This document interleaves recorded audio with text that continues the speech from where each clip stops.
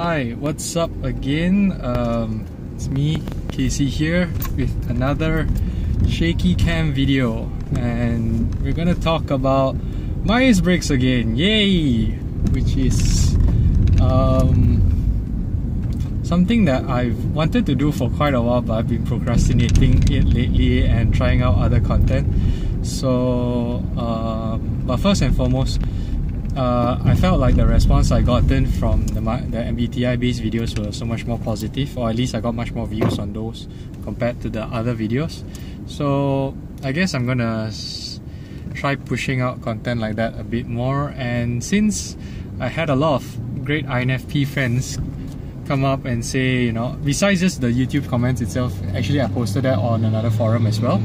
So given the positive response from that, I guess I wanted to make another video kind of dedicated to INFPs, and it's also been a subject that I've been thinking about lately, which is besides just ENFJs like myself, INFPs are also drawn to certain types. And I guess you can, I'm not sure if you want to call this jealousy or whatever, but this is another way of just me giving my opinion on the other kind of INFP pairings out there, and just my opinion on like whether it works or what are the pitfalls to look out for and stuff like that. Just generally like what I kind of think about it. So yeah, the first one, okay, besides ENFJs, one that I kind of noticed lately is okay, we'll go with INFP pairings first. And before I go into this, I'll lay out some ground rules and to give some like sort of like a background context to everything. You guys have definitely heard of this term power couple.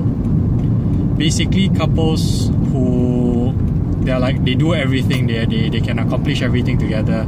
They are like people who start business companies together. Like imagine Bill Gates and like what's the guy who started Virgin Airlines, Richard Branson. Like Richard Branson and Bill Gates. Imagine if like instead of Bill Gates it was Christina Gates and Richard Branson. They came together and they started this company, and you know, they started different companies and they're out there conquering the world. These are power couples. These are the Brad Pitts and Angelina Jolies. These are power couples.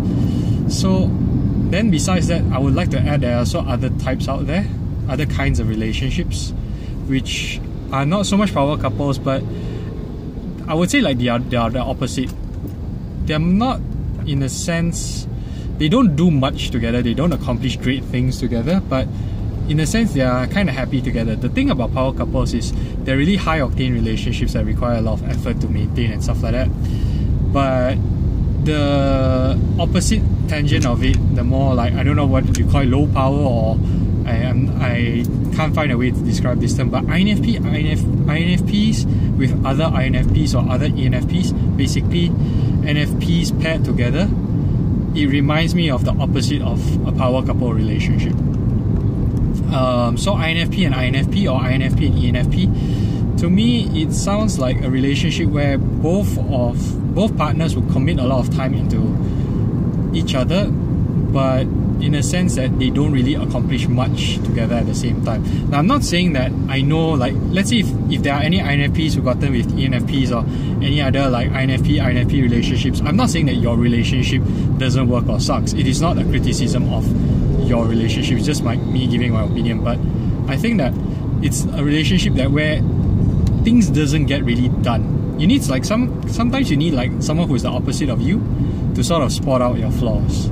Like I'm an ENFJ and I'm attracted to INFPs in general is because even though, like, especially given that we all have like completely different processes and cognition, yeah, you know what I'm talking about. You guys use FI and we use FE, and you guys use SI and we use SE and stuff like that. Completely opposite functions. But that's the thing, I think that there is that kind of like that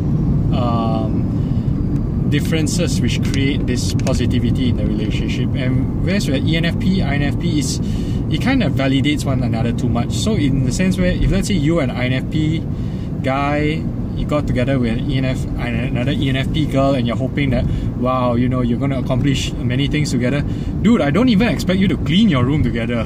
Like, I don't even expect that. But at the same time, I think that you guys can be like very close with one another. You guys will be in this cute bubble and stuff like that, and maybe fuck whatever other people think. It's just you and this other person, so it's not that important. And another thing, as well as a problem I see with FI based relationships, especially to strong FI users, is that I feel like FI in a sense pairs better with FE than it does with itself, and same goes with FE as well. But the thing is, I think FI pairing with FI is even harder than FE paired with FE, because FI is sort of like, it's focused on your own emotions so much. It's like me in a kind of sense like that. This is why I hear a lot of INFPs or ENFPs complaining about FI in general.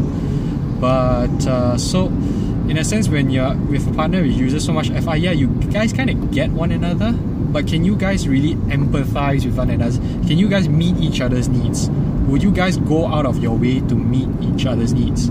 Like, this is why ENFJs are so good with INFPs, because ENFJs, we like pleasing people, we like meeting other people's needs. So we don't mind going out of our way to make you happy. It makes us happy making you happy. But do you feel the same way about your partner, like as intensely as we do? So I mean, I'm not saying that we are better, but it's just something that, you know, you want to look out for. And on the off tangent of that, there is another pairing as well, which is INFPs and ENTJs, which is the rivals of the ENFJs as far as I'm concerned. ENTJs are basically ENFJs, except completely without the emotions and more of the logic and efficiency side. I've heard a lot of INFP girls swoon over ENTJ dudes, and I get the appeal. But here's one thing. INTJs and ENTJs, NTJs in general, they are very efficiency-based people. INFPs, I notice, especially a lot of people complaining on the forums and stuff like that, that you guys lack efficiency. You guys struggle with it. Now, the thing is, with an ENFJ, an ENFJ is going to put up with all this, because an ENFJ is more of a nurturing type. It's more of a type that wants to bring out the best in another individual. Whereas an ENTJ and INFP relationship, like an ENTJ might lose his patience with very clumsy INFP. And INFPs, I notice, tend to be quite clumsy. Maybe it's a lack of SE or whatever, or SI being quite low down there, but I don't know, it's just something that you guys have. I mean, you guys are very talented in certain areas like poetry and like expressions of emotions and stuff. Expressions you guys are very good at, but in terms of actually doing something efficiently, effectively, sometimes this is an aspect you struggle with, and with an ENTJ, that could be a bit difficult. In fact, I would say that an INTJ, in fact, is more suitable than an ENTJ, because an INTJ, yes, is controlling and very like cold-hearted in a sense, like an ENTJ as well. But the thing is, an INTJ is more introverted in a sense that they're very introverted. They want to grab you and they want to control you. They put you in their little circle. And I think that as an INFP or as an introvert, you guys will be more okay with that. Whereas an ENTJ will be like, no, you have to go out and socialize with me because it's Friday night. And Friday night we have to socialize, we have to network and stuff like that. And that might turn you guys off, because I know that you guys don't really like to be controlled, especially told to do things that you don't want to do. Like, I feel like with INFPs, you don't really tell them to do something. It's more like you motivate them to do something. You kind of help them see things maybe from your way of seeing it, and then you try to like sort of like, you know, like let them decide, but you know, maybe nudge them in that direction rather than you do this or we are breaking up. Because that's what my opinions of, or that's how I feel about NTJs. They have like really my way or the highway. You either do this or you're out of here.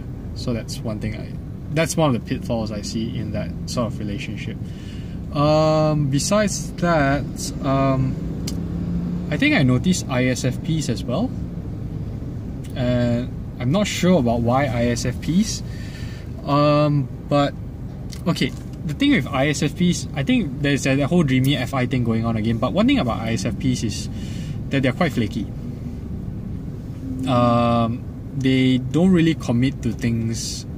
Like one thing I noticed, and I read a lot of like relationship questions about sometimes INFPs post like they rant about relationship problems. And one thing I noticed that you guys need is similar to ENFJs as well. You guys need a bit of like that semi-constant affirmation. Whenever you want to talk to someone, you want to know that that person is really available to talk to you. Let's say you encounter something, you watched the movie or you read a book and you felt very emotional about it. You call up your partner or your lover to talk to that person about it, because that's the point of having someone. And in that conversation, like with an ISFP, like I mean, I have an ISTP friend who he doesn't pick up the phone. I expect even less from ISFPs. So can an INFP be with someone who doesn't even care to pick up the phone, or doesn't even really like, doesn't want to talk to you because just doesn't feel like it? Like they're very independent, but they might not be necessarily like long-term material for you guys, or you guys might have to work through that lah. So that's another thing. And the one pairing that I disagree with the most, and I do see this quite a lot, but again, if you are dating one, doesn't mean that you're wrong or whatever. It's different strokes for different folks. Is ENTPs and INFPs. I do not, for the love of me, I can't see this working unless the ENTP has a strong, very strong, ridiculous sense of self-control. Because ENTPs, the thing is, when I look at INTPs and I look at ENTPs, I think that they couldn't be further away. You know, sometimes like you look at INFJ and an ENFJ, this one is just introverted, the other one is extroverted. They're more or less kind of cut from the same cloth. But ENTPs and INTPs, I don't see that similarities. And one thing about ENTPs, so much more than INTPs, is that they're goddamn fucking endless trolls. And INFPs, I mean, ENFJs like myself, I mean, I have a lot of ENTP friends and they love getting on my nerves. It is their release. They love getting on you. They love pranks, they love telling you, they just love getting a negative reaction out of you just for the sake of it. And sometimes they want you to argue back with them. They are very argumentative bunch and they want to create conflict. Does an INFP relish in conflict? I don't think so. Like, do you want to constantly argue with your partner to prove to him that or her that he's right or she's wrong, or you know, they enjoy the debate, they enjoy the argument, but does the INFP enjoy it? And can an INFP take being trolled all the time? Like, if let's say you're an INFP with very thick skin, which to me the term already sounds like an oxymoron, then maybe you can. But in a relationship with an ENTP, with an INFP, it just sounds something more like a Bridget Jones Diary thing where you're attracted to the bad boy for a little while. But you know, okay, here's the thing. I have a different idea on how to approach this now. Very simple. Since we're already on YouTube, and if you think that you can date an ENTP, if you're an INFP and you think you can date an ENTP, go and watch prank channels. Go watch Sam Pepper, go watch Vitalis, whatever. Just watch prank channels. If you can watch the prank channels and if you can derive a lot of enjoyment out of it, if you like it a lot, then maybe you can get together with an ENTP. But if you are annoyed by what they do, if you can't stand it, if you want to punch those motherfucking pranksters for what they do, it's just a prank, bro. I killed your mom, but it's just a prank, though. You know. If you can take that, if you can accept that, yeah, I mean, so if it doesn't make you angry, then you can date an ENTP. But if it makes you angry, then you might want to look for a type that's not an ENTP. I mean, go date an INFJ or whatever. Just those guys are they are. It's in their nature. It's in their blood. It's in their fucking blood. They have to get on someone's nerves. They have a quota to meet every day. If I don't annoy someone, I'm going to vaporize.